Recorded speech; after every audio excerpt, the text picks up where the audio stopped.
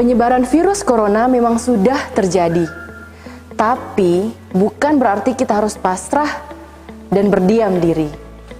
Walaupun kita tidak boleh panik, ada beberapa hal yang dapat kita lakukan untuk tetap siaga dan berjaga-jaga.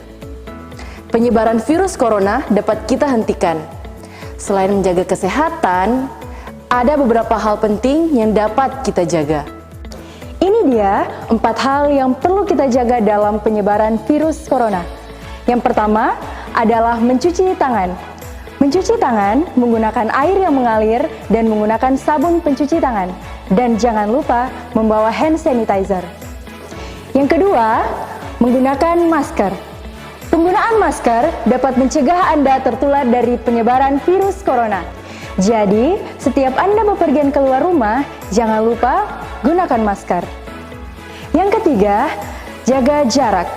Hindari kontak fisik Anda dengan orang lain, termasuk menjabat tangan, memeluk, dan cipika-cipiki. Dan ingat, terus melakukan social distancing. Yang keempat, hindari kerumunan, karena kita tidak tahu keluarga atau sahabat kita yang menjadi sumber penyebaran virus corona.